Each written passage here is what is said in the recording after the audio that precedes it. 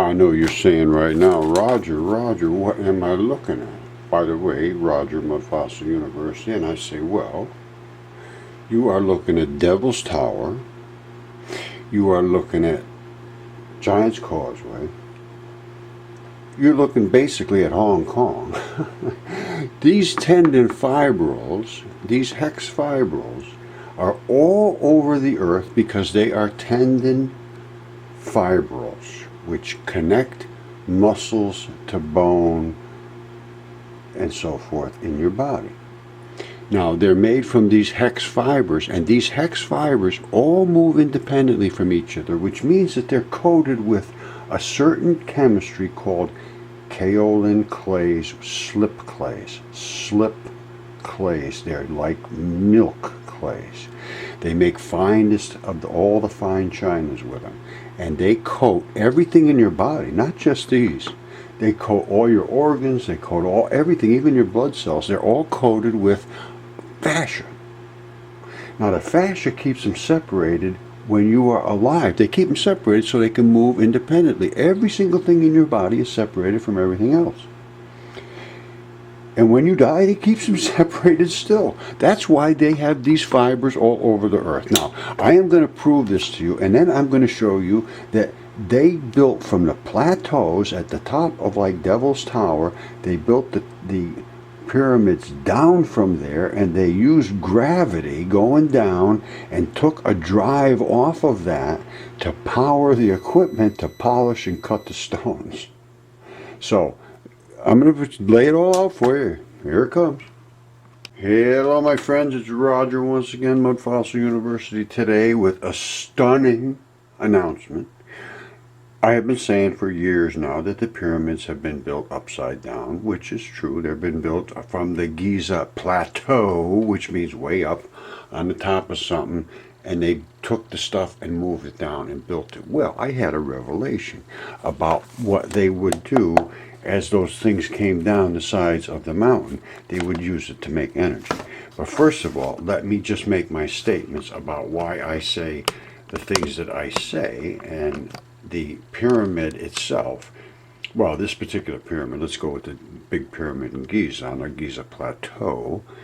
That pyramid is made on the inside with calcium carbonate, CaCO3, which is limestone, 100% agree, and on the outside with limestone, 100% agree. However, there is a difference.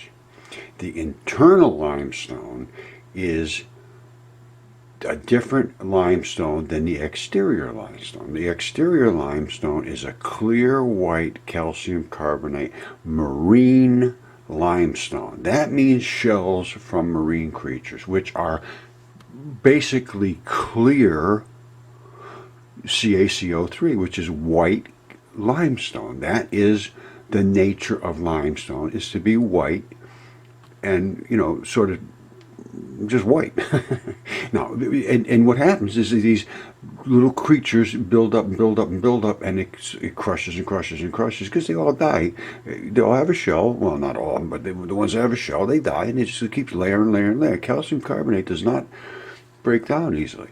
So, the organic stuff goes away, the white stuff compresses. So you got blocks of that, and they mine that as the ocean of the Sahara Desert, which is the desert now, was ocean at one time, that had all this limestone in there, so they could mine it there in certain areas. Now, what other kind of limestone is there?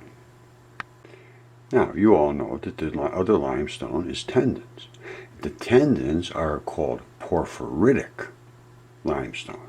And you say, well, Roger, what the heck does that mean, porphyritic? Porphyritic means that this type of limestone, which is the same thing, calcium carbonate, however, it contains kaolin clays, which is what? It's skin, slurpy, slippery clays, that they call them slip clays. They make fine china out of them. It's your fine skin clays. And these also make synovial sheaths, which all the tendons and all the fascia in your body slides and slurps against. They call them slurpees, small leucine-rich proteins. And that is what creates your synovial sheaths and all the things that gives your body fluidity. So let's see what they said. I didn't do the research on this, but these guys did. And this is from the, it says how, this was my video I made. It was how the pyramids were built from above. And the people that did this, though, was from the Geopolymer Institute in France. So I'm going to play this and you can hear what they say about this. This was from my video using their research. All right. And of course I credit them, so here it goes. In September of 2002, our Geopolymer Institute crew cast massive imitation pyramid blocks. Or perhaps you should... All right, he said imitation pyramid blocks. Now listen to what he has to say. This is critical here. I'm going to turn this up a little bit so you can hear. Say genuine pyramid blocks. We used the same kind of earthen ingredients available to the ancient Egyptians 4,500 years ago. These massive blocks have the same chemical makeup and appearance as blocks of the Great Pyramid. The limestone we used consists of fossil shells called nummulites, like those in the Giza bedrock. Like in Giza, our French limestone is so loosely bound it doesn't require crushing. But unlike in Giza, it contains no kaolin clay. Unlike in Giza, Giza Plateau has kaolin clay. That's the difference in the limestone. Clear limestone is from marine creatures. Kaolin clay, porphyritic limestone, is the inside of the pyramid. So let's listen. All right, there it is. There is the smoke. All right, that was me talking again. So I just said the same thing. I'm just saying the same thing again. That's the smoking gun. Now that goes back a few years now. I've known this for a long time, and it's I've just been sort of building up the evidence, and this is just another piece of it. So this is limestone with kaolin clay. You can see the red slurpy kaolin clay. You can see the blocky nature of this. Both ways, this way and that way, were built in tiny little blocks. You see the water running out? That water is running out from arterial networks running down through the foot of this giant. Just the way it is. Now, they would take these, and they were all over the earth. There was 400,000 of them, Velikovsky said, when the Great Flood came. And he did a lot of research. He went to the actual papyruses and the museums and all of that stuff to research this all over the world, not just in Egypt and all that. He went to Asia and he went to South America, and they all had very similar stories about this event with giants, floods, and it's just what happened. So, and I've studied this pretty well, and you see this and this, and you see the water running out in the places. Those are where the blood runs up through the artery, or actually runs down from the arteries down to service the foot, and then it comes back up through the veins, back up to the heart and lungs. These guys were miles tall. Just got to get over it. It's what happened. So my contention is that they built from the top down. Now, what would they do? They would take and build a structure up here to move these things down. When they did, they would make ramps and pulleys and so forth, and just letting that go down, these blocks one after another go down, you have a virtual waterfall. You have a drive train. And they used to use these drive trains, in water wheels and all that business in the ancient days. And even up till just recently, and they should still use them now because they work quite well. But now everything's electric and gas and, methanes and, drilling holes in the earth. So let me just show you how I think they did it back then, much more economically than we do it now. Alright, this is Devil's Tower. This is a foot from a giant, like Mount Romaria, but not quite as big as Mount Romaria. Now, that's the abrupt transition to top, same thing, Mount Romaria. This is the wrinkle zone at the abrupt transition, which, because it's under tension in these feet, very strong tension here, snap, bing, and these things go into this wrinkle zone. Now, these are the fibrils, they call them. This is the real, you can actually see the heel, the contortion of, you see this strapping around to make the heels. And that's the the blood spot, and that's the blood spot there in the calcaneal area. I believe that's artery on each one of these, or vein, artery, one or the other. But whatever it is, this is the structure of the heel of this creature's foot, and that wrapped around, your ankle. You have the same thing in your foot. Now, the back part here is where the calcaneal tendon will go down and come down to the bottom. There's a very strong spot right here that will not erode. The rest in here can erode a little bit between the calcaneal tendon and the actual right about to here, because that's where the foot is.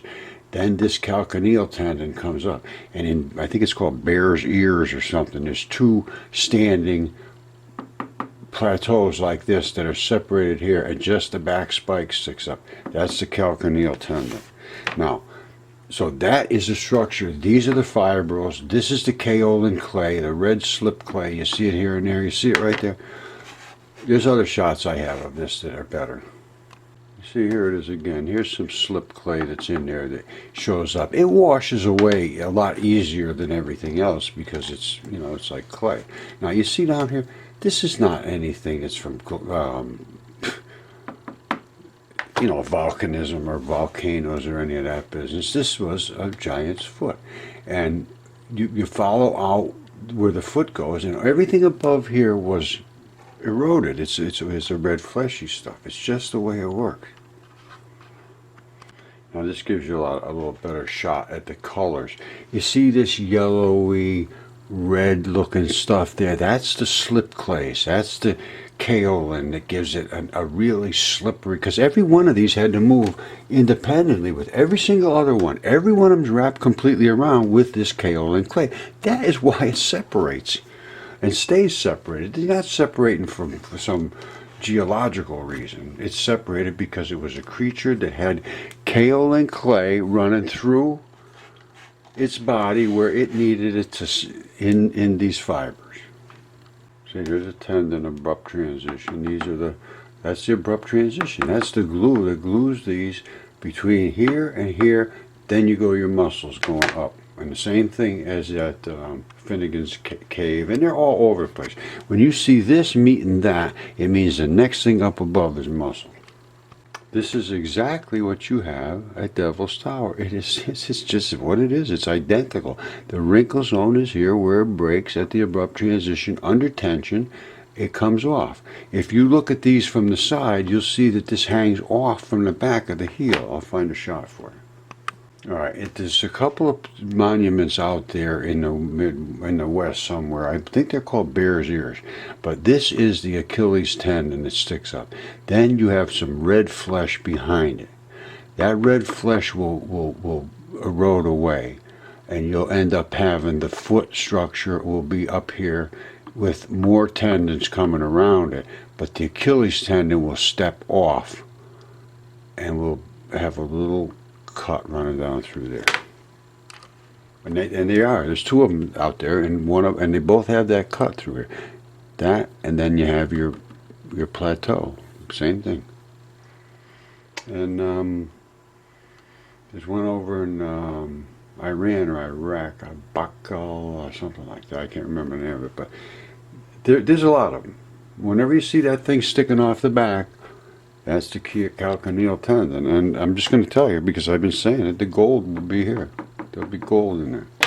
Because there's also a calcaneal arterial branch that runs down here, blood, and it flows down this way. And where it turns, there's a calcaneal arterial branches. They're little, they serve, blood vessels. And as they turn, they actually make what they call a ram's horn. It looks just like a ram's horn. Well, I'll show you. All right, this is a gold ram's horn. And what happens is that it comes down the artery and it goes to service a different branch. It collects in here like a clogged drain. And the gold is the heaviest thing, really, and it goes to the bottom. Now, you can see the same thing as that ram's horn. It comes down and it just feeds over. And it starts to clog up in here, and then it depends on how much gold there is, but in a gigantic foot like that, there is a lot of gold, I would imagine. This is a old drawing of the inside of the Great Pyramid, chamber and passage system Great Pyramid. Now, you see this? The well, right down here. This was water down in here. I also have inside shots showing that it's tendons, and there's always water in these tendons. That's where these people got their water from. And I can show you how easily they could have used this to pump water as they built the pyramid. They didn't use work to build the pyramid. They used the pyramid to build the pyramid. This is my interpretation of how they built the pyramids and how they tapped into the energy that they would receive from building the pyramids, not expended.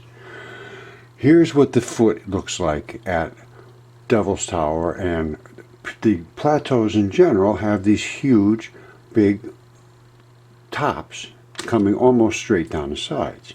Now, you would have to take the blocks from the top and move them down to the sides, down to the bottom, on all the different areas. All right, so you would have to move them from here down.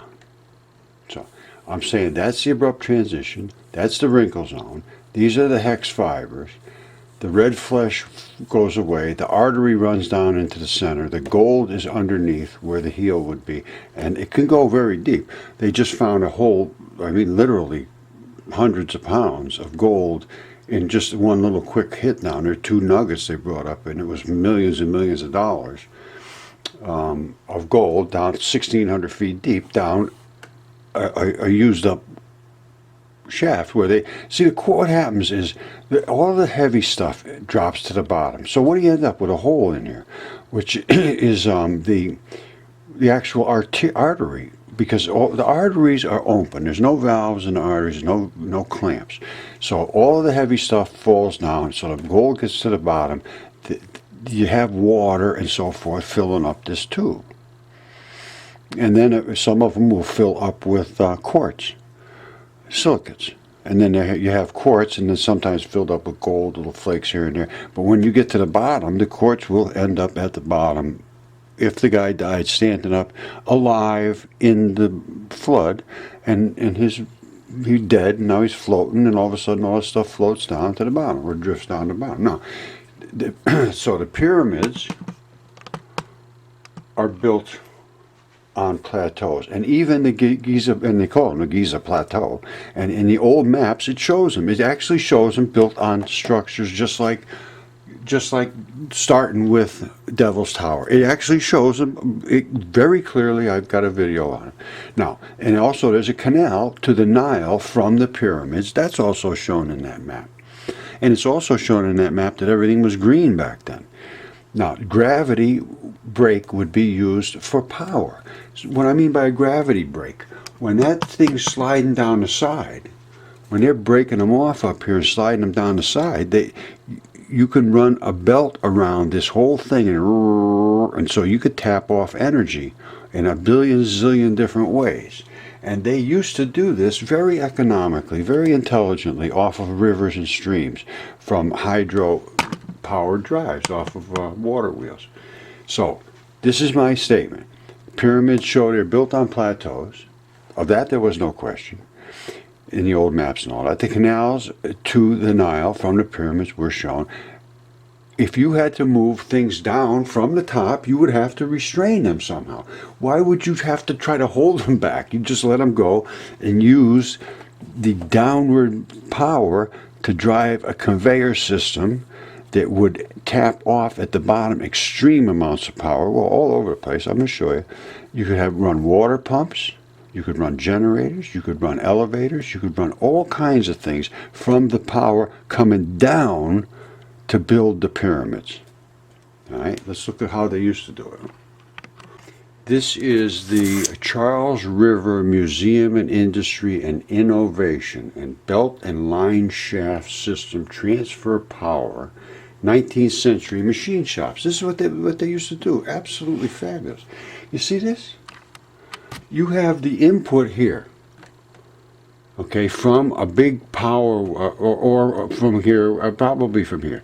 So as that spins around and around, all of these belts are driven off of this one shaft. Now, what happens then? You go to another shaft. That shaft can turn other belts. Then you go to a shaft here, it can turn a whole set of belts in a row. And each one of these can power an individual station. It's sawing or buffing or drilling or whatever you were doing. And all they had was leather belts going from wooden wheels around, around, around. And if you twisted them upside down, you would turn this direction, it would turn the direction backwards. All right, so this could go clockwise this way, and that was going to go anti-clockwise, that type of thing.